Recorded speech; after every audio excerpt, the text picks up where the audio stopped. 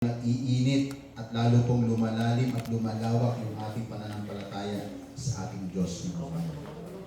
Lalo po ngayon mga kapatid, we are now in the age of fake news, fake videos, di ba? Mga filtered ng mga pictures. Tataka dati mong, alam ko yung classmate ko na yun. Alam ko, hindi mo makaputian yun. Makaputian na ngayon sa FB, di ba? Parang sometimes if we try to look sa social media, parang hindi mo na malalaman kung ano talagang totoong video o hindi na. Mga kapatid, we are now in the age in which faith now become the reality. And we, as a Christian, as a people of God, sometimes nagiging blinded na rin tayo sa mga nangyayari sa ating kaisipan. Dapat nga po, sa panahon ngayon, mas lalo nating nakikita ang mga bagay na totoo at kaaya-aya sa harapan ng Panginoon. Marami po ngayon, mga nagpo-post na rin ng mga Word of God. Marami nga, mga nagpo-post na rin ng mga quotations, ng mga videos. Pero ang tanong mga kapatid, ano ba talaga ang totoong buhay pananampalataya sa mga oras nito? O sa mga oras pong ito, ang ating babasahin na talata ay magtuturo sa atin at mag-remind sa atin ng isang katotohanan, ano ba talaga ang palatandaan ng isang tunay na anak ng Diyos. Do you think mahalaga ang bagay na ito?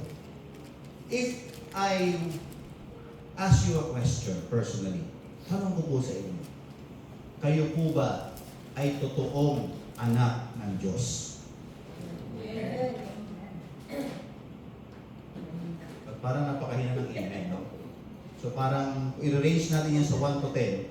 Parang nasa kalahati lang yung kumbinsido kayo na anak kayo ng Panginoon. So again, I will ask again the question, are you really a children of the living God? Amen! Hallelujah. Sa mga oras ito, let's open our Bible in John chapter 1, verse 12 and 13. Ito po ay hindi na bago sa atin. But the Lord lead me in this passage because God wants to remind us right now, ano ba dapat talaga ang pagkakilanlan ng isang tunay na anak ng Diyos. Kasi po ngayon, marami po ngayon mga members sa churches, nagla-live na rin sila sa loob ng church. Diba? If you have the phone, you can put in a FB and live during praise and worship, and even the preaching of the sermon of the pastor. So lahat na ngayon, pwede pong mag-click ng nilang cellphone at para masabi nila na sila rin ay kabahagi sa kawan ng Panginoon. But remember mga kapatid, sa oras po ito, sino ba talaga ang mga tunay na anak ng Panginoon? Are you there? Say amen. Kung tayo pa nandun na sa John chapter 1, verse 12 to 13.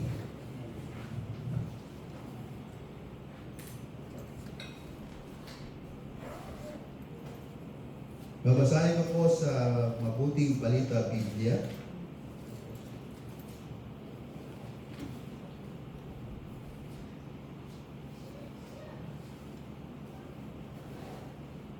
Sinasabi po dito, sa verse 12 of John chapter 1 verse 12, subalit ang lahat ng tumanggap at sumampalataya sa Kanya ay binigyan niya ng karapatang maging anak ng Diyos. Tandaan natin, ang pagiging anak ng Diyos ay pagbibigay lang ng karapatan ng Diyos sa atin yan. No one can claim na ikaw ay anak ng Diyos unless binigyan ka ng karapatan ng Diyos na maging anak ka niya. So nga, pag-aral natin, paano ba talaga maging isang anak ng Diyos? Because no, everyone can claim it. na sila'y anak ng Panginoon. In verse 13 said, sabi dito, sila ay naging mga anak ng Diyos. Hindi dahil sa isinilang sila ayon sa kalikasan o sa kagustuhan o sa kagagawan ng tao, kundi ayon sa kalooban ng Diyos. Ibig sabihin, ang pagiging isang anak ng Diyos ay pagpapasya ito ng Diyos mismo. Do you think God is selective para piliin niya ang kanyang magiging anak? Selective ba ang Panginoon? Alam mo, si Joey lang dito sa KCP siya talagang pinili ng Diyos na anak niya. Paano naman si Rodel? Di ba? Na talagang nagpapagamit sa Panginoon. So, is really God selective para mamili siya ng kanyang mga anak?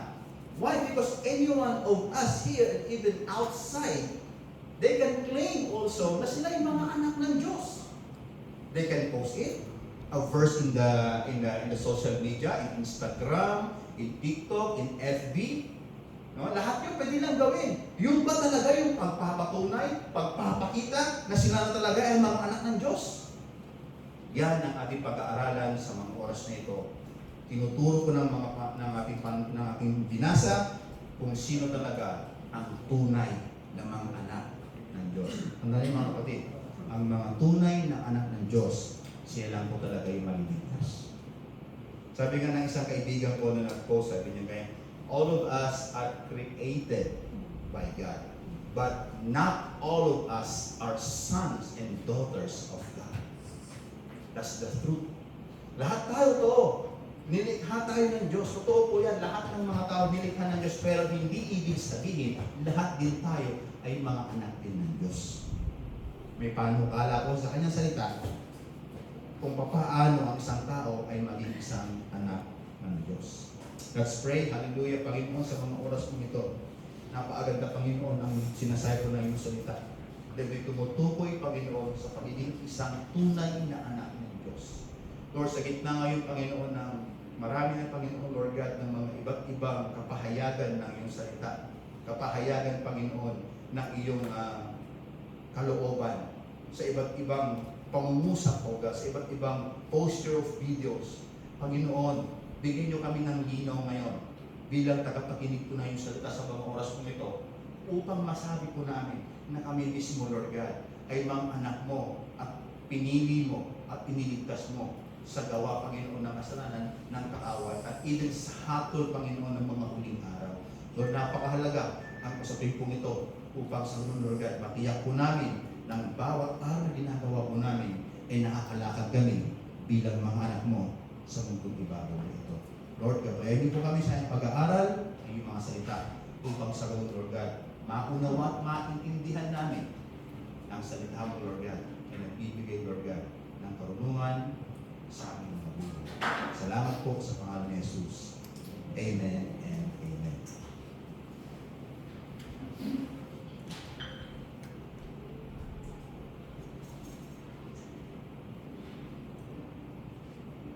No filter faith, the true marks of God's children, living truth in the false world. Minsan, madaling magsabi ni God, ikaw ay isang Kristiyano. Sa magitan po ng mga post mo lang. Sa magitan po ng pag-attend ng simbahan.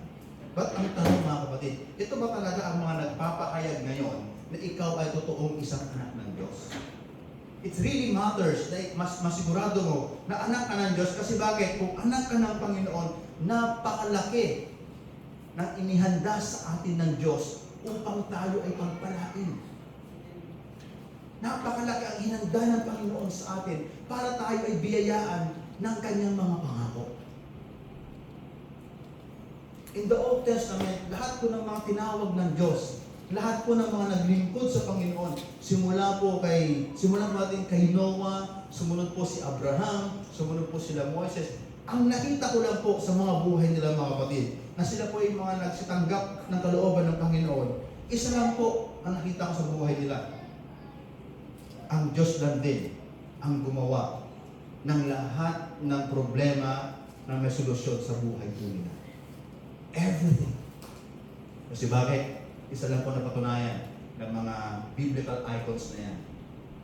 Sila po ay mga totoong anak ng Diyos. At ito po yung gusto ng Panginoon for the first century era ngayon ng mga Kristyanismo na magkaroon pa rin ng mga totoong anak ng Panginoon. Sinabi ko sa ating binasa kanina, subalit ang mga tumanggap at sumampalataya sa Kanya, ay binigyan niya ng karapatang maging anak ng Diyos. Sila naging anak ng Diyos. Sa verse 13, niliwanag po lalo ng talatang ito, sila nga'y naging anak ng Diyos, hindi dahil sa isinilang sila ayon sa kalikasan, sabi ng salita ng Panginoon, o kagustuhan, o pagagawan ng tao, kundi ayon sa kalooban ng Panginoon. Naalala ko yung isang pagtuturo ng Panginoon, I think in Matthew chapter 7, hindi ako nagkakamali, tama yung pag-ibig ko. Ang sinabi niya doon, hindi lahat sa akin tumatawag na Panginoon, Panginoon, ay makakapasok sa kaharian ng Dawid. Can you imagine from the mouth of our Lord Jesus Christ said, not all of us who call to me, Lord, Lord, will enter into the kingdom of heaven. Sa panguso ng Panginoon yun. Ano ba sinabi doon? Ano sabi ng mga, Lord, nag-promise kami sa pangalan mo. Lord, gumawa kami ng miracle in your name. Ano sabi ng Panginoon? Hindi ko kayo kilala. Dahil ang mga totoong anak ng Diyos ay ang mga sumusunod lang sa kalooban ng Ama. So, maliwanag sa text natin binasa na ang pagiging isang anak ng Diyos ay isa tong kalooban ng Diyos. Niloob niya na maging anak ka niya. So, pero paano nangyari ito? Sabi ni John, subalit ang lahat ng tumanggap at sumampalataya sa Kanya. Okay, konting ano muna tayo? Konting background check muna tayo. What is John is talking about in his book? What is John is trying to tell to his first recipient? Remember, bago natin basahin ang Biblia, kaya sa mga kasama kong nag-aaral ng hermeneutics, no? Ayan, alam nyo na. Okay? Na bago natin basahin ang Biblia, yes, the Bible is written not first for us. May mga unang tao na babasa nito. At ang mga unang mga taong babasa ng Biblia o mga sulat na ito ay mga unang nanampalataya kay Jesus. So, si Apostle John, nagsulat po siya sa kanya pong mga tagapagbasa o sa kanyang mga audience at pinalahanan niya na sila'y manatili sa kalooban ng Panginoon. In fact, John chapter 1 hanggang 16 po ito po ay pagpapakita hanggang 18. Ito po ay isang pagpapakita ni John kung sino po ang tutunay na Diyos from sa simula, nandoon ang salita at ang salita ay Diyos. In fact, it is a so-called the prologue of John. Kumbaga sa movie mga kapatid, nagbigay muna siya ng background kung sino talaga yung kanya pong binibigyan dito ng diin na salita na simula pa lang ay kasama ng Diyos. Of course, in the first revelation of God, hindi maintindihan ni John kung sino yung isang bagay, hindi bagay na kanya nakikita. But you know what? Naging malinaw sa kanya ang salitang ito o ang verbo o ang word na ito nung pumunta po tayo sa verse 14. Tingnan niyo po sa inyo pong Biblia. In verse 14 said, naging maliwanag kay John kung sino itong salita na kanyang sinasabi. In John chapter 1, verse 1. Sabi doon, sa verse 14, naging tao ang salita. When the Word become flesh, it become now clear to John, the beloved, kung sino yung tinutukoy ng Diyos sa simula na hindi niya maintindihan. Sino yon? Walang iba kundi ang anak niyang si Jesus. At sinabi niya doon sa verse 14, naging tao ang salita at nanirahan sa piling namin. Can you imagine that, guys? John said that, you know what, ito sinasabi ko sa inyong salita, nakasama ng Diyos sa pasimula. Nagkatawang tao siya. Kaya, mali ang INC, mga kapatid, na si Kristo ay tao lang. Naging tao po siya. I-emphasize niyo po yun. Pag may kausap kayo, hindi siya po tao lang. Ang liwanag, di ba? Naging tao siya.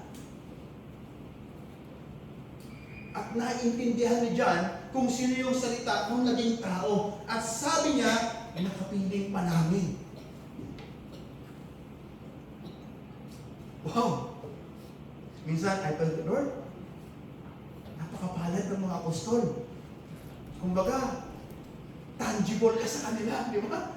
Maybe naakbayan ka din. Siguro kung meron ng mga cellphone noon, malamang Christ Jesus, pa-selfie naman sa lake of Galilee, di ba? Habang maybe tumatawid sila, Jesus Christ, pwede ba ka naman tayo, saranghe, di ba?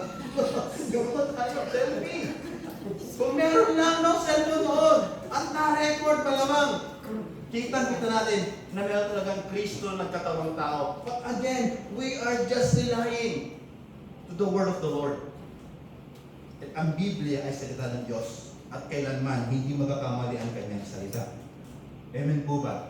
Kaya dito, sabi doon, basahin ko natin muli upang maintindihan natin yung verse 12 and 13. Kumbaga, yung bigat ng mensahe ng pagiging isa ng Diyos. Sabi doon, nakapiling na namin. Ito hindi, nakita namin ang kaluwalhatiang tunay na kanyang bilang kaisa-isang anak.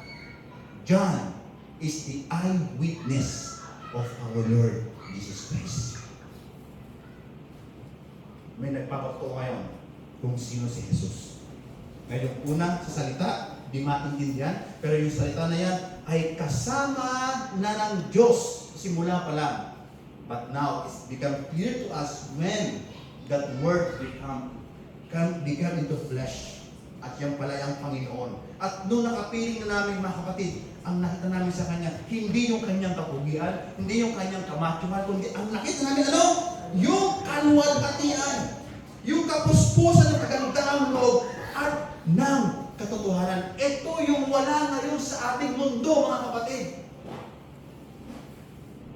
Ang kapuspusan ng Diyos, kagandahan ng Diyos, at ang katotohanan ng Diyos. Ito nga yung wala na sa sanlibutan. That's why this word is now subject into chaos. Kasi wala na ang mahalagang karunungan ng Diyos sa buhay ng mga tao. People now are very highly individualistic ngayon. Buhay ko to. Ako yung may gusto. Kalooban ko to, nararamdaman ko to, irespeto mo ako. Highly individualist na mga tao yun. Kaya naman, ang hirap na mag-correct ng tao ngayon, mga kapatid. It's harder to correct people right now. Kasi bakit meron na sila mga sariling pananaw. Meron sila sariling mga damdamin kalooban. Bakit ba? Gusto ko ito. Nararamdaman ko ito. Wala na doon sa natatawag natin katotohanan at kagandang loob ng Diyos na nakita ni John kay Jesus. Kaya mga kapatid, we need again to represent Christ right now in the first century era. At sino po ang mag-representa niyan? Wala na si John the Beloved. Of course, ang mga nananig ng mga anak ng Diyos ngayon. Amen po ba? Nawa mga kapatid, sa aking paglakad po ay pananampalataya. We are not just Christian. We are representing Christ in our life. Kasi bakit mga kapatid, malabo na ngayon kasi ang mensahe ng Ebanghelyo sa buhay ng ibang mga tao. Para bang wala na silang conviction to know more the Lord. Parang wala ba silang takot na gawin ang mga bagay-bagay sa kalooban ng Panginoon. So yun, nakita natin, ito pala si Kristo. But, before verse 12, basahin po natin yung verse 10. Sabi dito, dumating ang salita sa sanlibutan, ngunit hindi siya kinilala ng sanlibutan ito na nilikha sa pamamagitan niya.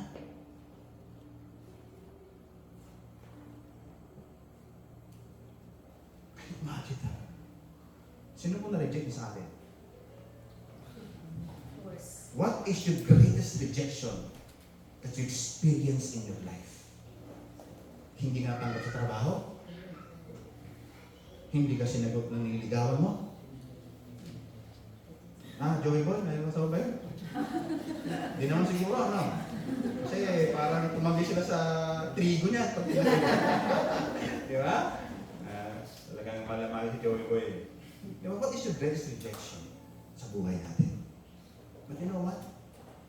The creator of the universe, the giver of life, nung pumunta siya mismo, hindi siya inanggaw.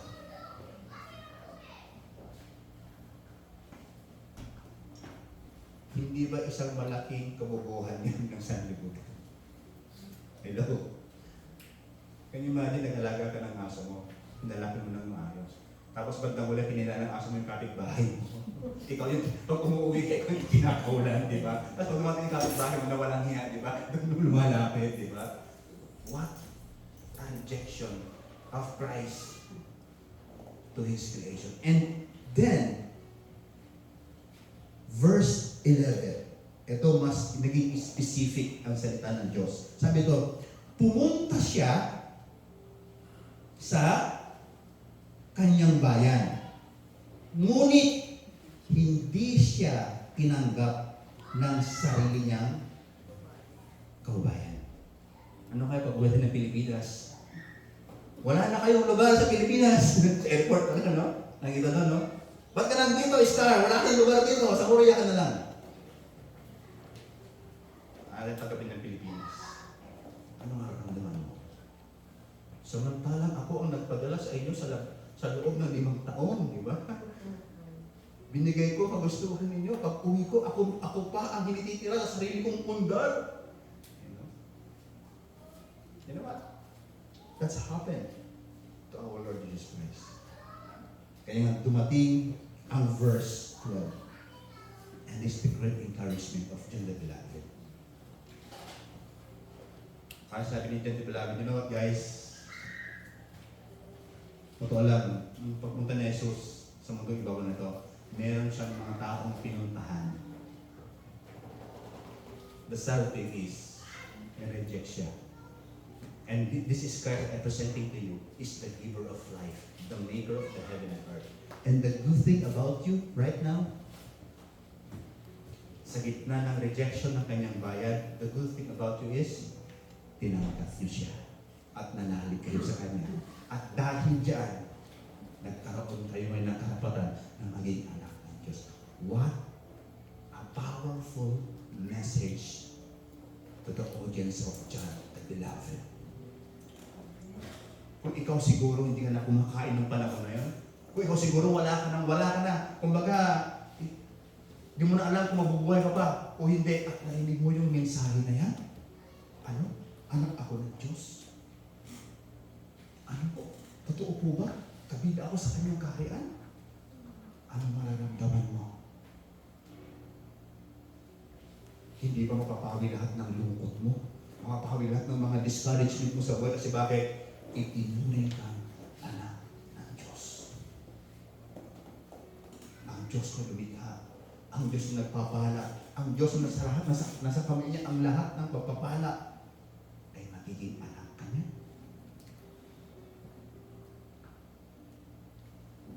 Grabe.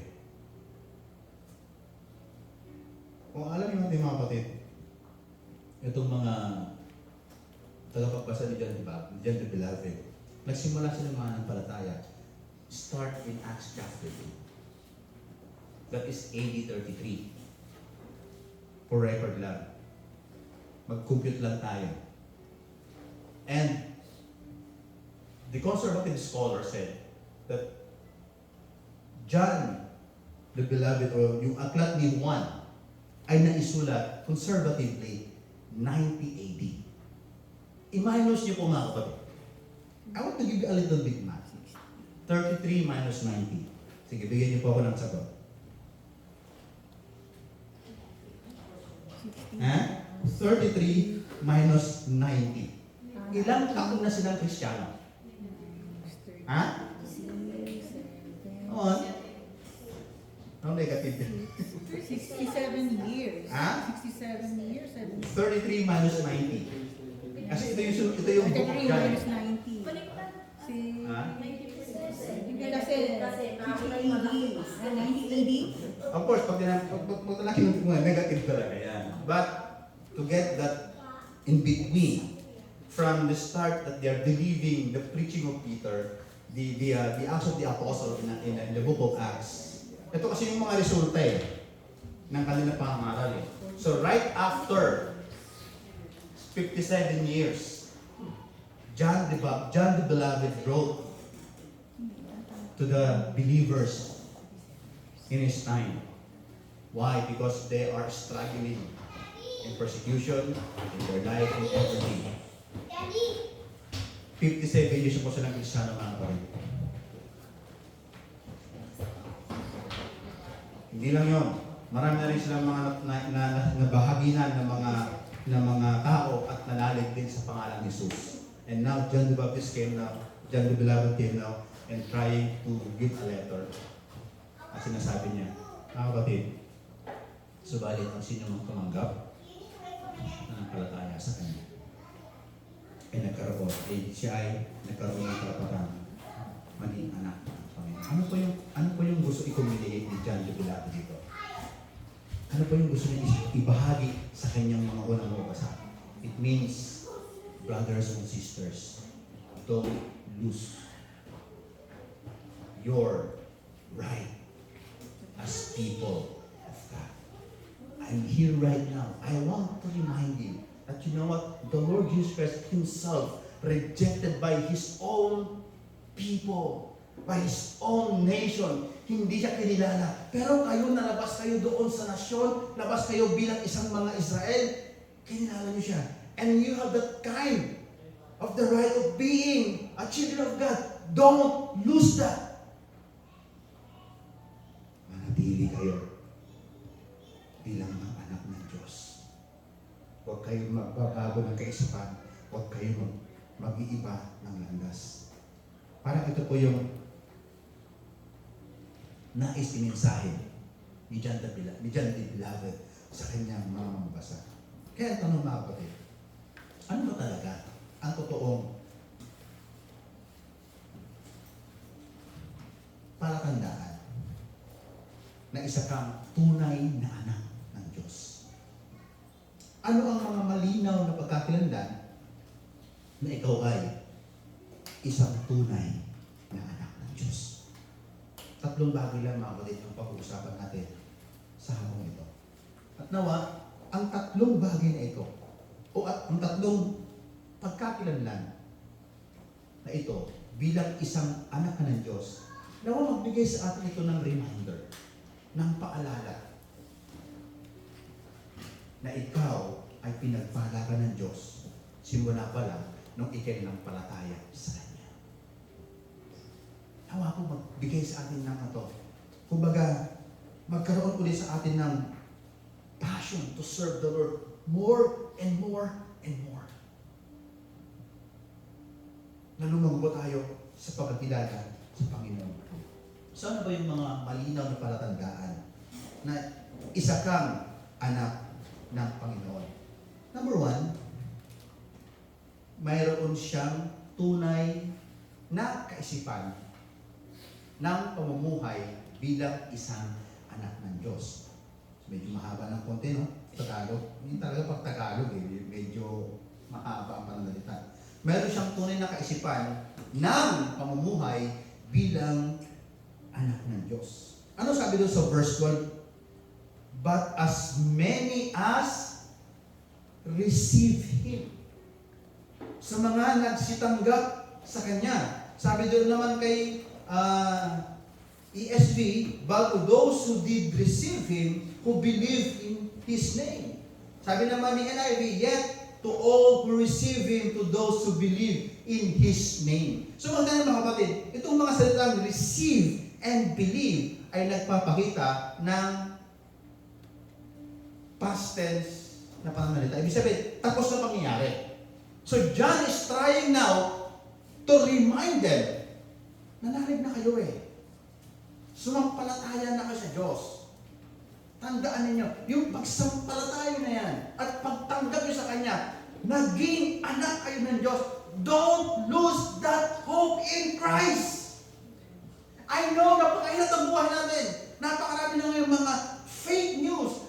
Ang gulo-gulo na sa liputan natin, hindi mo na alam kung saan ka pupunta. But remember, the very wealth that you have is your being the son and the daughters of the living God.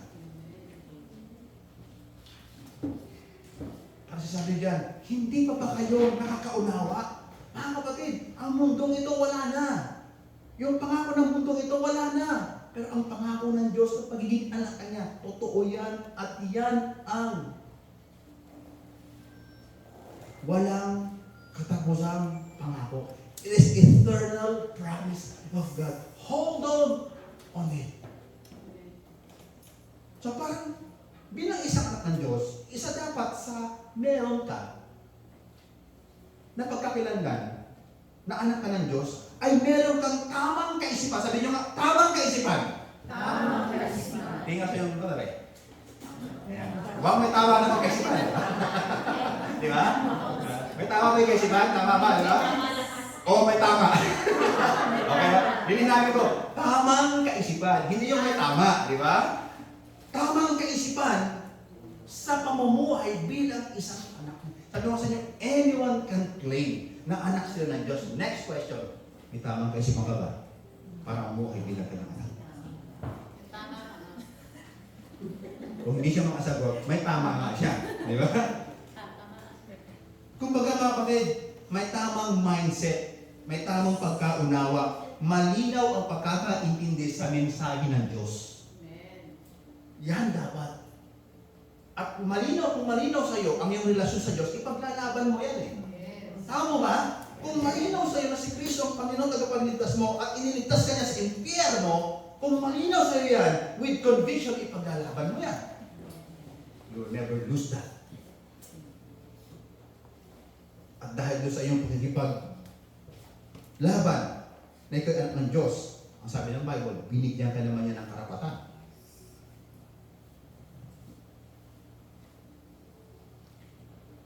So dito po makita natin, maliwanag ang mensahe po ni John na sila ay naging anak ng Diyos dahil sila po ay tumanggap at nanalig sa Kanya. I will give you a little bit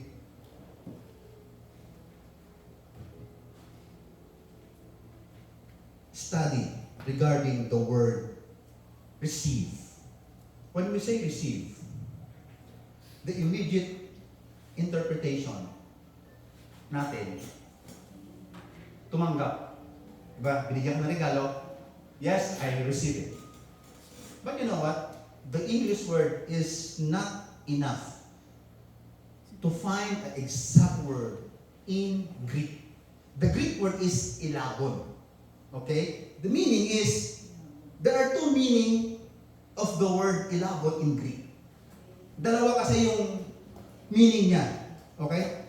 Ito yung tatawag na contextual semantics. Pag sila yung contextual semantics, yung konteksto na semantiko, ibig sabihin, yung pag-aaral ng kahulugan ng mga salita sa lingwahe.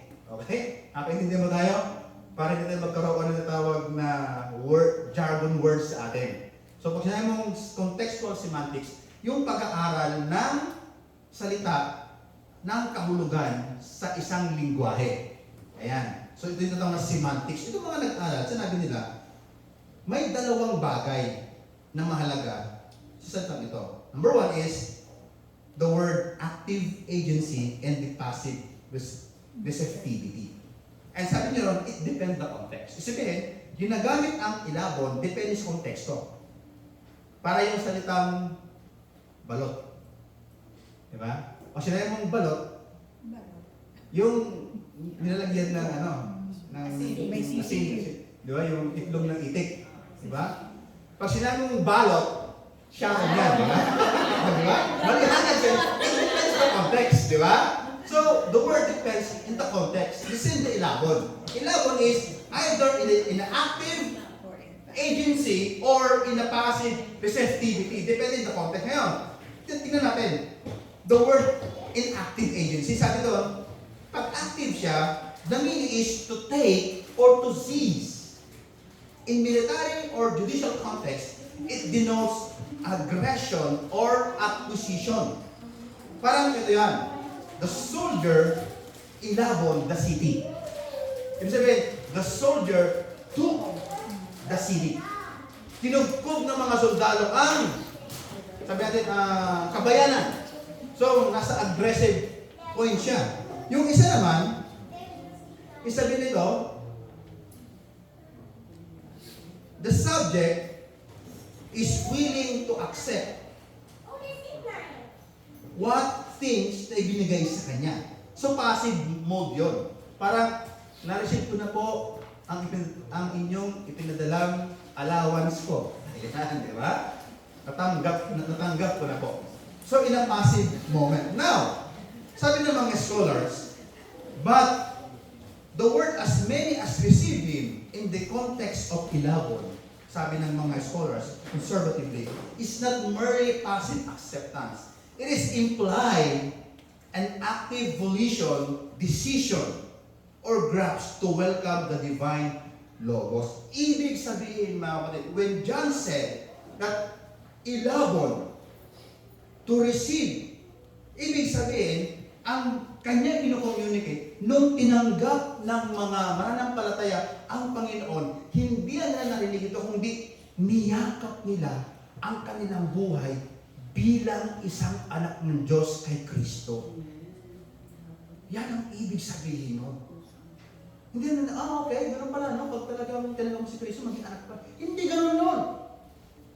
They put it in their heart and isinamuhay nila ang ibig sabihin ng pagiging anak ng Diyos.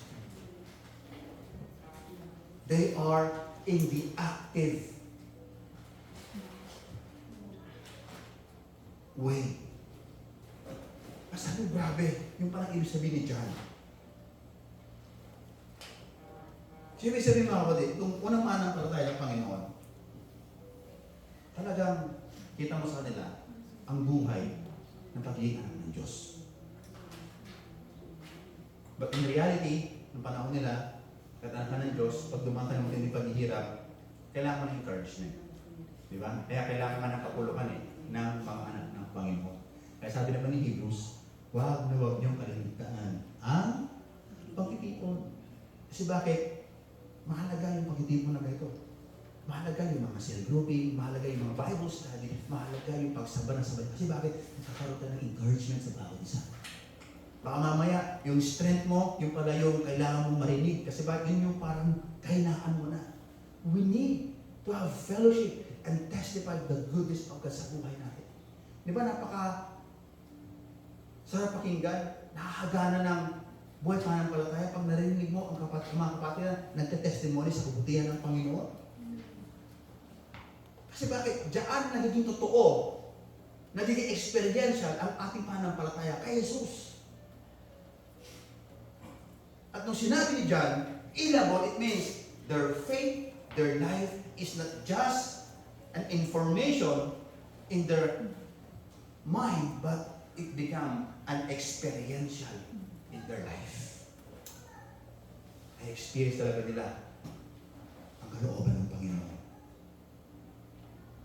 At ito ang isa sa mga mark or pagkakilanlan na ikaw ay isang anak ng Diyos. The next question may be, if you are the daughters and son of God, do you experience Him? Na-experience mo ba talaga ang Panginoon sa buhay mo? Talaga bang nararanasan mo ang Kanyang salita? Ang Kanyang mga biyaya? Ang Kanyang paggabay? Ang Kanyang pagtutuwid? ang kanyang pagbibigay ng kalakasan.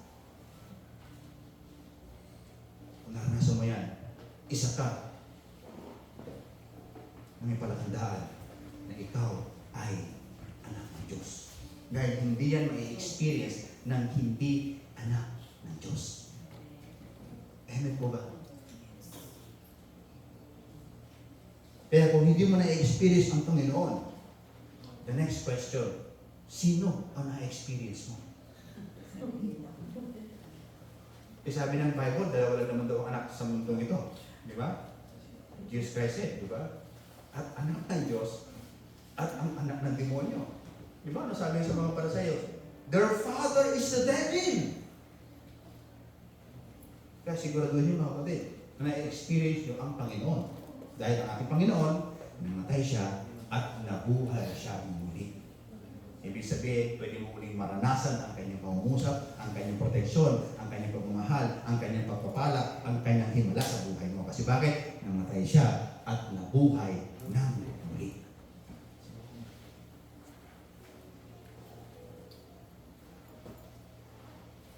How about yung isa naman? The word, even to them that believe in His name, who believe in His name, to those who believe in His name. Of course, the word believe and faith ay ginagamit yan sa Bible, interchangeable. Kumbaga, ina-alternate nila. Minsan faith, minsan naman believe. So it depends the scholar kung ano yung parang mas kapak doon sa word. Pero ang ibig sabihin lang yan is pistion. It means, simple lang, they believe or those who are believing. So when John wrote this, ibig sabihin, to those who are still believing sa Panginoon. Pero yung mga hindi na naniniwala, huwag nyo nang basahin to. Dahil minsan para lang sa FB, di ba siya, di ba? Sa FB. Para lang to sa mga gustong magka-negosyo, pero ayaw magka-negosyo, scroll up na kayo, di ba? Scroll up, di ba? Hindi para sa inyo to, di ba? Mag-share ako about diet food, so para sa mga ayaw mag-diet, scroll up lang po, hindi para sa inyo to. Ganun sa ganun yung mga vlogger, di ba ngayon? The same with John. You're still believing until now the Lord Jesus Christ is your Lord and Savior, of course, stay. Hear the message. But if you're still not believe already, I don't know if you can accept the teaching of our Lord Jesus Christ. Ito po ay nasa present tense sa salitang Griego. Ibig sabihin not just they believe once, but they believing continually. Ibig sabihin, they trust on what they receive. Kung ano po yung kanilang natanggap, nagtiwala sila sa kanila pong natanggap na mensahe mula sa Panginoon. Anong ibig sabihin niyo? Sino po naniniwala dito na may upuan sa church? Lahat tayo, di ba? Ibig sabihin, you don't just believe that there's a seat here in our church. Umupo pa kayo. Yun yung trust. Hindi ka naniniwala na ikaw ay may upuan, kundi sa upuan na yan, naupo ka pa talaga. Yan yung trust. Hindi mo nga kilala kung sino gumawa ng upuan na yan. Tama? Nung kaya pumunta ng Korea, hindi mo nga kilala yung piloto. Ang hawak mo lang, yung passport mo at saka yung ticket mo, plane ticket mo. Di ba? You never even talk to the pilot at marunong ka ba magpreno, pilot, di ba? Hindi pa natin. Kapaan mo mga turbulence na, pilot, ano nangyari? Hindi mo nga eh. Ang nag-intern na sa yung mga flight stewardess. Sinasabi sa inyo, pag nagkaroon ng turbulence, may mga bababang mga gadget, mag-ano na kayo sa yung tank, ay yung sa yung ilong, di ba? Anything, the rest is okay na. Naniniwala ka na yung aeroplanong yan, mula sa NAIA, kung sa NAIA wala galing, makakapunta ng Korea. Trust ang tawag dyan. Hindi mo nakita dinaanan eh. Di ba? Maybe natanaw mo yung mga ulap, pero yung buong biyahe, nakita mo ba? Hindi. Pero meron kang trust na, makakarating ako ng Korea. The same faith and believing in our Lord Jesus Christ. Pagdating sa Panginoon, pagsunod, parang gusto mo lagi sigurado. Lord, susunod ako kung pinagpala mo na ako. Eh ganun ba, di ba? Lord, talagang magiligid talaga ako pag talaga ako'y naging okay na. Lord, magiligid talaga pag nasagot ang panalangin ko. You know what? Contractual Christian ang tawag yan. Parang you have always have a paper to the Lord. Lord, I will serve you, but please sign first this one. Hindi yun. Hindi yan ang isang patunay na ikaw ay anak ng Diyos.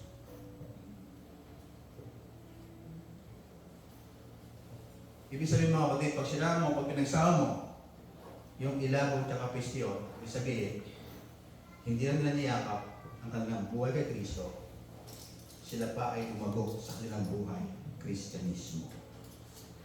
They will just receive the message, the new life that they have in Christ. But the life that they have in Christ, they grow deeply and wide sa Panginoon. So, ibig sabihin, mga kapatid, ng word na continually believing, it means they keep on trusting. Isang bagay lang ibig sabihin yan. Ang ibig sabihin niyan, pag ginagamit nila yung word na question, nung panahon nila, ibig sabihin, depending on someone, reliability. Yung tao ba yan, reliable ba yan? Pag ba nagpagawa pa tayo ng video, kaya bang gawin yan Ace? Di ba? Pag meron tayong mga announcement, di ba? Sa natin sinasabi. Di ba? Kay Ace, kasi siya yung multimedia natin.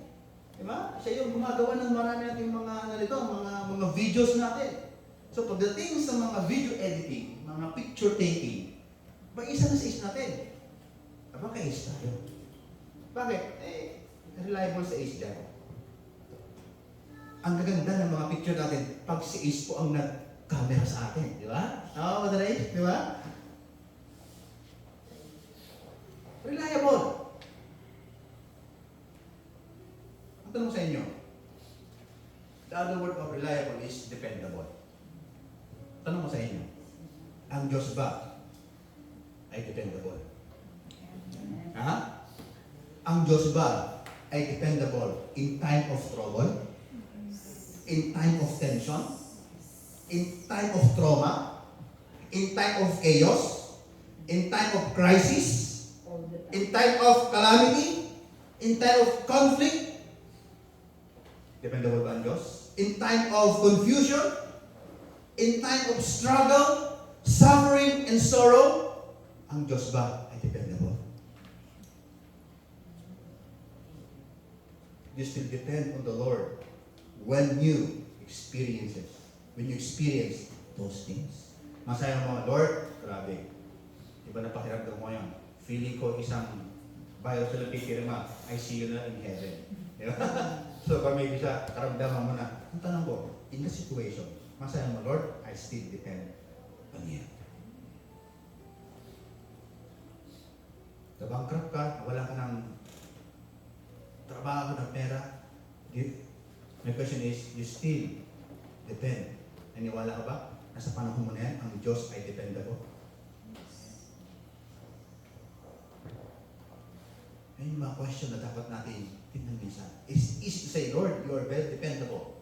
But when you are in a situation, marami nang nagbabakaw. Marami nang hindi kumikilala sa Diyos. Marami nang nagtapos sa Panginoon. Marami nang mga nagpukwit sa kanilang pananampalataya. But remember, sabi ng Bible, to those who receive Him and believe in His name, He gave the right to become children of God. Huwag mong ipagbalik ang pagiging anak mo sa isang sitwasyon na. Amen po ba? Tapat ang Panginoon. Kaming pamilya, dumating sa point talaga na walang-wala kami. Wala kami talagang magastos. Nakwento na sa inyo ni Tama rin yan. Katalim lang sa Lord. Sabi ko, naglingkod kami sa inyo pag itong buhay namin. Yung pala, pinahila ng Panginoon para matuto kami kumain sa kanyang palad. At hindi kami magdepende sa anumang meron ang sanlibutan ito. Ipinahila ng Diyos ang kanyang kamay na handang umugot, handang magpala anuman ang aming sitwasyon. Salamat sa panahon ngayon na kami ay tumaan sa matinding pagsubok. Kaya sa gusto ko ni Ami, ano ba natin patatukan mag-irap ulit? Naghirap na tayo noon eh. Okay lang kung maghirap kami ulit. Wala problema. Mawala ulit kami ng pera. Wala problema. Kaya sabi nga ng mga iba, pag yung mga ibang taong nagkapera na, mas ang dami na pinakatakutan. Ano yung nakatakutan nyo? Mawalan kayo ng pera. Kasi bakit? Pera na ang bumubuhay minsan sa atin. Hello. Anak tayo ng Diyos. Anak tayo ng Diyos. Mga kapatid. Di ba? Yan yung ating sinisigaw. Yan yung ating pinaniwala. Anak tayo ng Diyos. E kung wala kang pera man, okay lang. Anak ka naman ng Diyos. Tapat ba ang Panginoon? Amen. Hindi siya makukulang, mga kapatid. Pero minsan, gusto naman natin ng Panginoon, paano ka may nindigan sa Kanya sa mga sitwasyon na kung saan feeling mo walang-wala ka na. Gusto lang makita ng Panginoon kung paano ka tawag sa Kanya. Sabi ng isang post, sometimes God did not take away those problems. Because sometimes the problem has a purpose sa buhay daw natin. That is to mold our character. Ano po ba? Sabi ko nga minsan kayo kami ni Bishop Bulak kami. Kasi we have a ministry in Micawayan, Bulacan, in Baguio. Napapakain kami talaga ng mga bata. Punta kami sa mga, lalo doon sa mga riles. You know what? Magluto ka lang ng lugaw sa maing kadet. Dahil buto, sabi ko, magpapakain ako, maglalabasin yung mga bata. Gawin mo yan ng isang buwan, dire-diretso, wala kang hihingin sa kanila. And yung ikalawang buwan mo, sabi mo, mag-Bible study tayo. Bukas na bukas ang pinto nila. I experienced that in San Rafael, Bulacan, what an angel place. Right after our service in Micawayan, Bulacan, nagmumotor po ako. Tanghaling tapat, darami, parang nag-aapoy na nga yung paninos, sobrang init. Sinire-reach out ko yung pamilya doon. In the first 2 months, hindi ako pinapansin ng pamilya. Pero ako umaasa pa rin, punta pa rin ako ron. Nakakausap ko sila.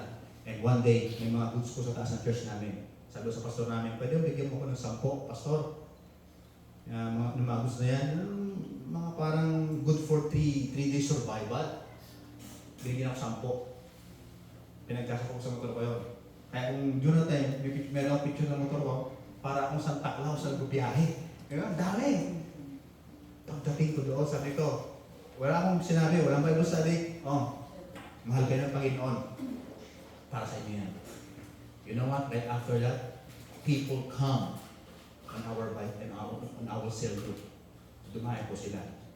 Hanggang po sa nagkaroon na po kami ng napakaraming mga uma-attend, and for 3 months, maglalas na kami ng worship service doon. At ang maganda niyan, sabi sa akin, Pastor, huwag na po kayo magdala ng merienda. Kami na po ang magluluto sa ating merienda. Kasi nakita nila pag pupunta ko rin, may dala ko lang yung tinapay, pagkain, anything na pwede mo pagkain sa kanila. Ibig sabihin yung allowance ko noon, ubos para sa kanila. Okay lang sa akin yun. But later on, they understand, yung ginagawa ko ay para sa Panginoon. At sila na mismo yung nagpusa, nagluluto. Mga kapatid, itong mga taong ito, hindi sila kayamanan, pero gumagawa siya ng paraan para may pagluto. Kasi bakit? Nabuhay na ang kanilang pananampalataya sa Diyos. Kaya mga kapatid, pag buhay na buhay, pagiging anak mo, relasyon mo sa Panginoon, handa kang tumaya sa buhay. Yan po ba? Natakot lang naman sa buhay na ito, yung mga walang pagkakilala sa Diyos. They always guard their life. They always guard what they have. Pero pag anak ka ng Diyos, walang problema sa iyo. Mauubos mo ngayon, may darating pang marami. Bakit?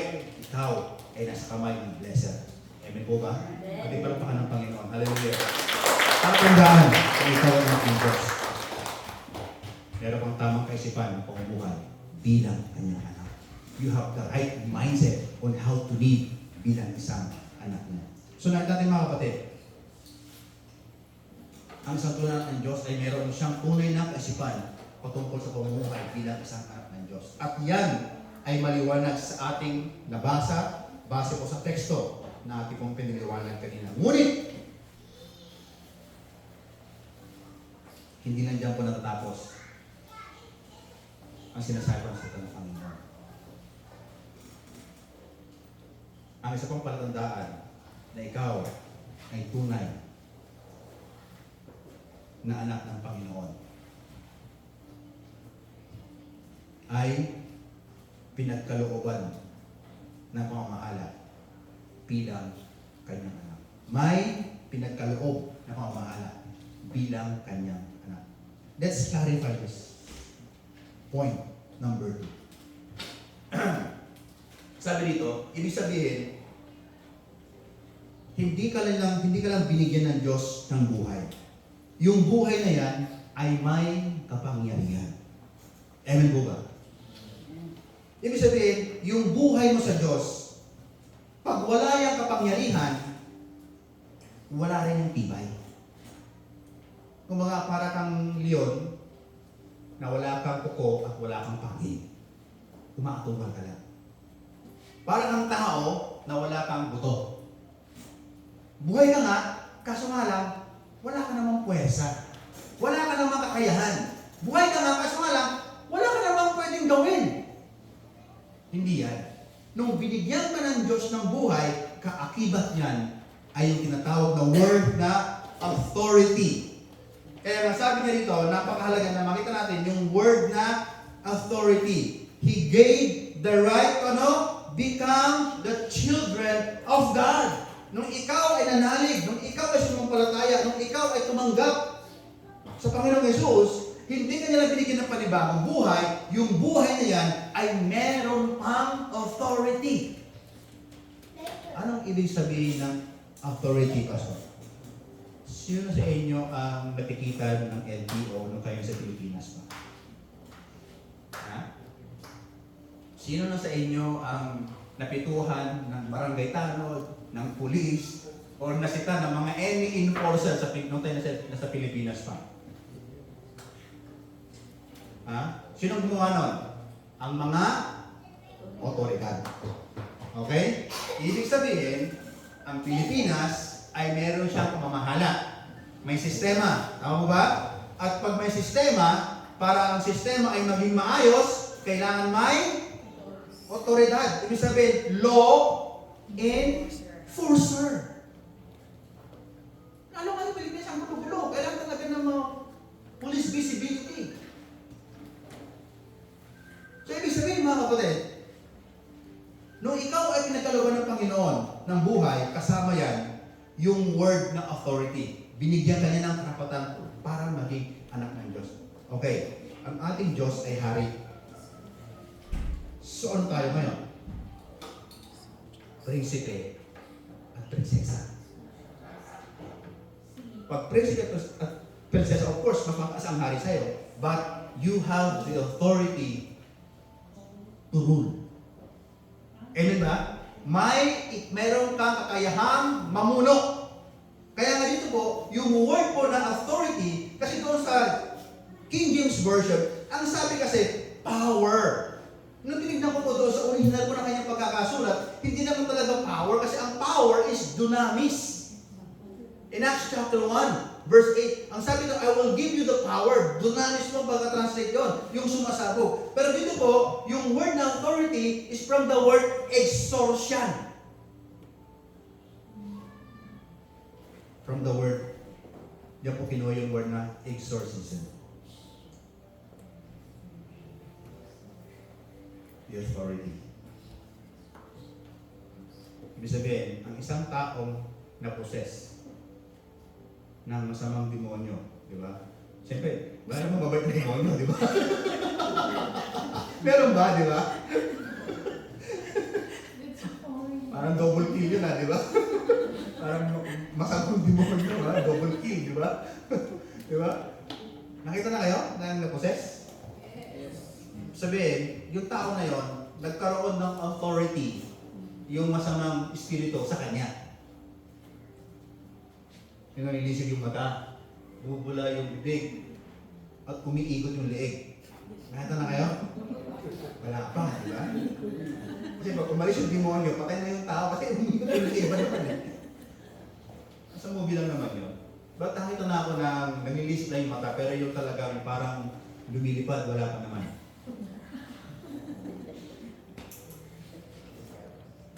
So, ibig sabihin, kaya nga, doon kinuha yung word na exorcism, kasi nga bakit, na-possess ka at nagkaroon ng authority sa'yo ang demonyo. At ang nagmamanifest na sa'yo, yung word na bad spirit na.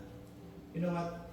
Sabi ng Bible, I give you the authority, being the son and daughters of God. Ibig sabihin, mamahala tayo. You have the power to command. Yan minsan. Pag hindi natin alam yan, bilang isang anak ng Diyos, kakawawain ka ng demonyo sa buhay mo.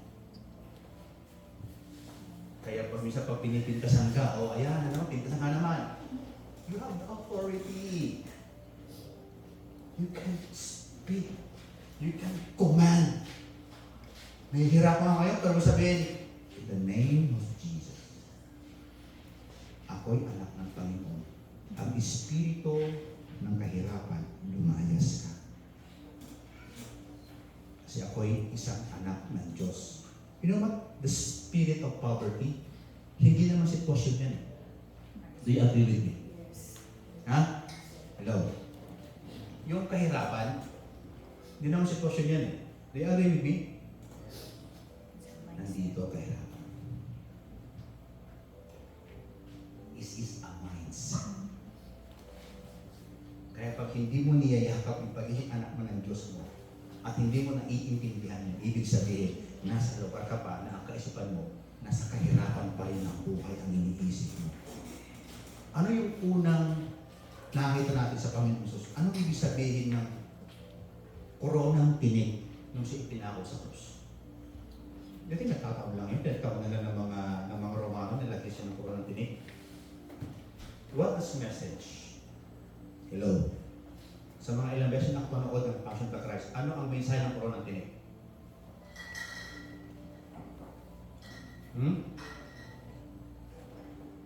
Wala? Yun naintindihan? Wala, Pastor, kasi talagang papapahirap Kristo yan, papapahirap yun. But you know what? Ano ba sinabi ng Bible in Genesis? Nung nagkasala si Eva at Adan, isa-isahin natin. You know the story? Nung kinain ni Adan yung bunga, una si Eve, di ba? But the Bible that declared that the world is not, di pa siya nagkasala. Nung kinain ni Adan, nagkasala ang tao. As sa kanilang pagkakasala, ano yung mga naging consequence ng kanilang pagkakasala? Sa babae, ano yung consequence? Ha? Maghihirap ka sa iyong panganak. Totoo ba yun? Hindi, meron si sayang ngayon eh. Di ba? Pero at least, risky pa rin ang buhay. Tama? Pwede kang ng infection or anything, hindi maging maayos yung pagbalik daw ng ano ba yun? Ang bituga ba yun? Oo, anything, di ba? Risky pa rin yun. So yun yung kay Eva. At doon naman sa ahas, ang curse doon sa ahas, ano? Gagapang siya. Sa alikabok, di ba? Ano ang sumpa sa lalaki? Meron ba? Meron. Ha? Ang sabi doon, thorn and thistles will be your, sa Tagalog, damot, tinik ang aanihin mo. So, ibig sabihin mga kapatid, ang kakayahan ng isang lalaki ay hindi inalis ng Diyos. Sinumpa ng Diyos ang lupa dahil sa lalaki. But the ability of a man ay nandun pa rin eh. Kaso nga lang, yung kanyang abilidad, kahit anong galing niya, damot, tinik ang aanin. Ibig sabihin, it is the symbol of poverty. Kaya nung sumayan, yung tinik na crown kay Jesus Christ.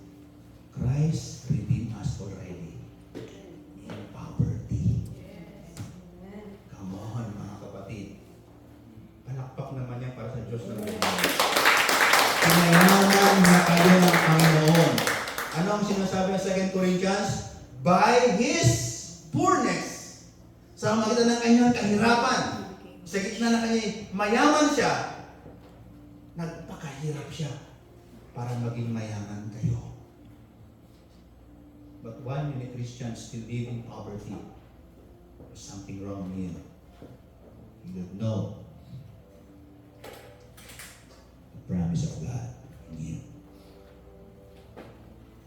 si Kristo, tumigil na kayong magbasa ng Biblia. Kasi gusto nilang kaligtasan. Maraming Christian gusto lang baligtas pero ayaw magpasunod, mag-submit, magpakorek sa Panginoon. Kaya nga, Lord and Savior. Anong kinuha nila? Savior na lang, Lord. Savior na lang, walang Lord. Kasi ang Lordship means He become the master of your life. Napakaraming pinangako ng Diyos natin. The authority that we have bilang isang anak ng Panginoon, may pamamahala tayo. Kaya kung meron ka naranasan ngayon na problema sa buhay, you can command that in the name of Jesus.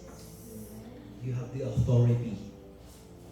Yung ating authority, mga kapatid, ay hindi nanggagaling sa legal system, sa rulers, sa mundong ibabaw doon. Ang ating authority beyond in this world.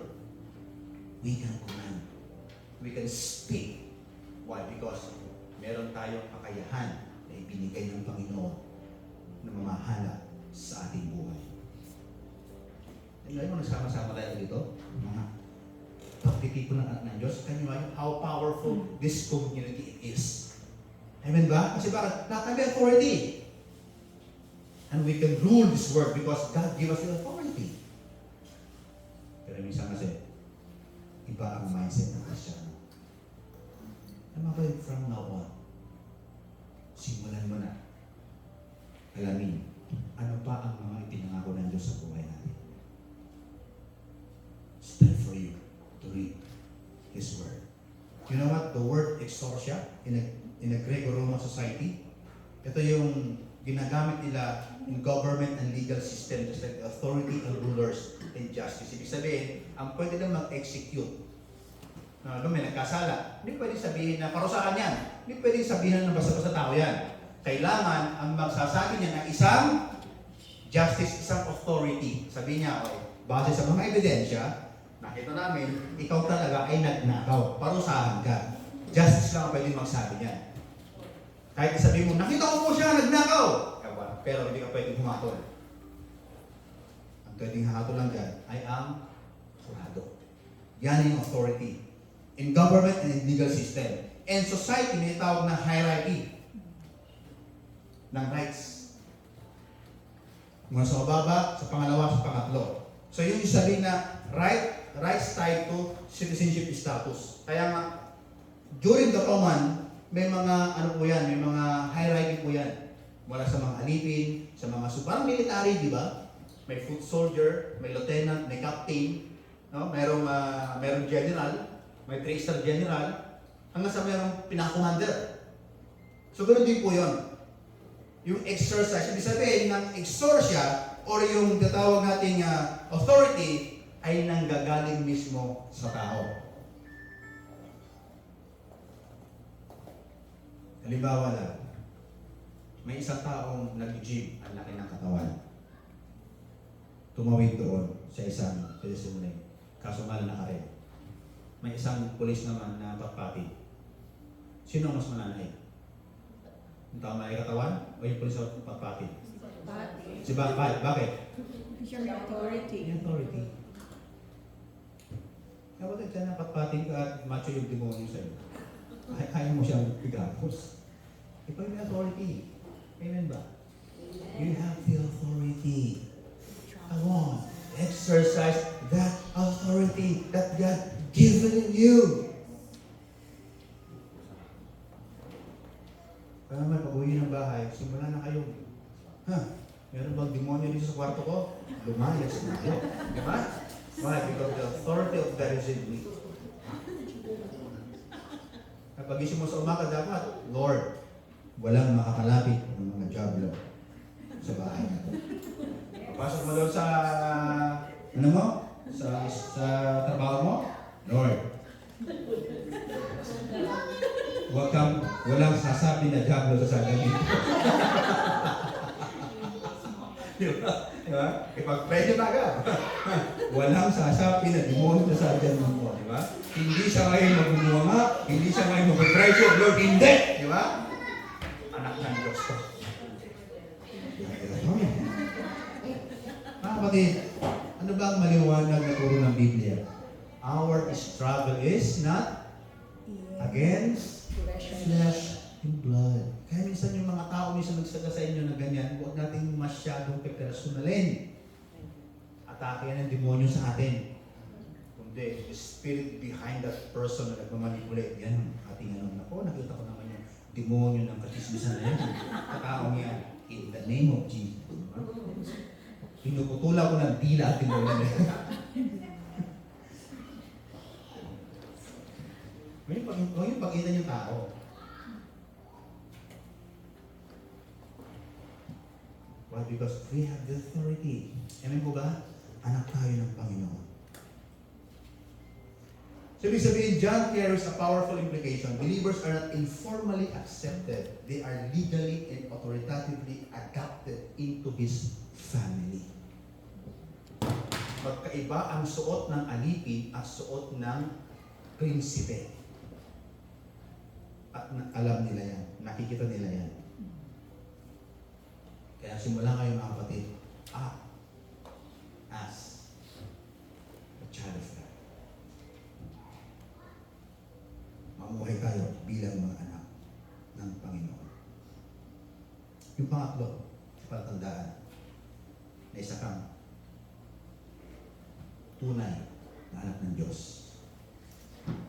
Walang iba. Mayroong personal at nagbabagong buhay na relasyon sa Diyos. Ibig sabihin, simula nang kinilala mo si Jesus bilang Panginoon mo at Pagligtas, your life become now differ and differ and differ. Paiba ng paiba ng paiba ang iyong buhay sa Panginoon. Kasi bakit? God is a powerful influencer sa buhay ng kanyang mga anak.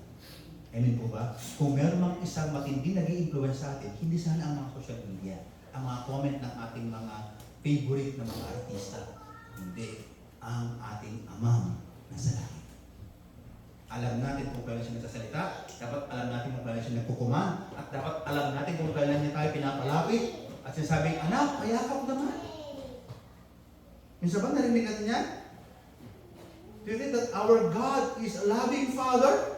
Do you think, di ba siya sabi, anak, pwede mo isang payakap naman? Anak, pakis naman. Yan ang relationship eh. He's not a distant Father. Siya yung Diyos na magmahal sa atin.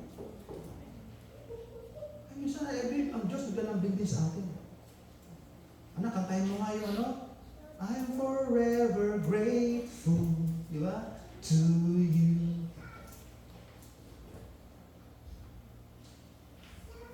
Okay, anak, katay mo naman yung tayo magbigay. Lord, parang hindi ikaw yan. Okay. Tayo magbigay sa, Lord, parang ikaw ba yan? Hindi yata, di ba? Pwede ba, I love you, Lord. Di ba? And I live my, hindi, sabi nga ng tatay natin, kantahin mo, tayo'y magbigay sa Panginoon. Sabi mo naman, Lord, I love you, Lord. I love you, Lord. Bisa nag-ipagano tayo kay Lord, no? Sometimes that's relationship, di ba? Parang mga anak ko, tatay gusto ko ganda, ito na gusto ko, ito yung gusto ko eh. Walang problema sa Panginoon yun. Kasi ganyan na relasyon eh. Di ba? Okay lang na mamisa. Sa ramdam mo na, Lord, talaga naman, ang sweet mo talaga. Sensya na po kung meron akong pilyuhan ng konti. Di ba? Yan ang relationship sa Panginoon. Isang pagtandaan na isang anak ng Panginoon. Meron kang personal at nagbabagong buhay ng relasyon sa Diyos. Ang buhay pananampalataya mo habang tumatagal, lalong palawak ng palawak, palalim ng palalim. Kasi bakit? Ina-i-influensyahan ka ng Ama mo na sa langit. Kung meron man tayo greatest hero sa ating buhay, ay yes, yung ating tatay, biological, siyempre, but our greatest hero dapat ang ating Ama na sa langit. Ang sabi daw sa verse 13, which were born not of blood, nor the will of the flesh, nor the will of man, but directly of God. Period. Ang pagiging anak ng Diyos natin ay walang iba kundi mula sa ating Diyos. Kalooban ng Diyos na maging anak kanya. At yan ang isang napagandang mensahe sa atin. So dito mo makita tatlong bagay ito. Mga kapatid, kung ang isang tao ay tunay na anak ng Diyos. Tatanong ko rin kayo po ba ay tunay na anak ng Diyos? Dapat kayo, una, dapat meron kayong tinatawag na tunay na kaisipan o tamang kaisipan bilang isang pamumuhay ng anak ng Diyos. You have the right thinking. You have the right way on how to live as God's people. Pangalawa, dapat alam mo, God give you the authority. Anak ka niya, meron kang pamamahala. God give you the authority. Exercise that authority. Paano po lumalakas ang authority ng isang anak ng Diyos? How do you exercise your authority? So, maging naman ng pakipag-away? Hindi. Lumalakas ang authority ng isang anak ng Diyos. Number one, pag siya ay nananalangin. Pag siya ay sumasamba sa Diyos. Pag siya ay nagbabasa ng kanyang salita. Because the Bible said, our struggle is not against flesh and blood. At yung pangatlo mga kapatid, pagandaan ito anak ng Diyos, meron kang personal at nagbabagong buhay ng relasyon sa ating Diyos. Yes, magulo ang mundo. Yes, napakahirap. Sometimes, there's no certainty in this world. But you know what? If you have a living, vibrant relationship to the Lord, everything is okay. Kasi bakit? Alam mo, may ama kang sa langit na handang magpala sa iyo. Diba sabi ko nakaraan sa inyo, naniwala ba kayo na ang pagpapala ay nasa lugar?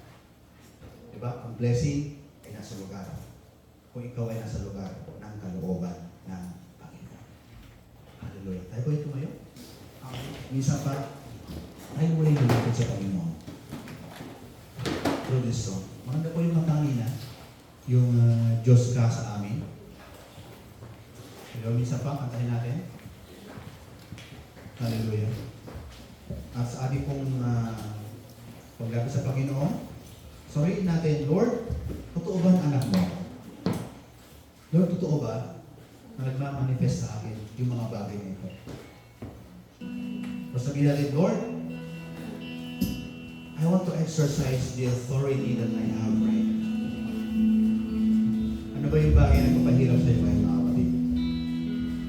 Ano ba yung bagay minsan kung saan tuong ka lagi ng corner ng kaaway?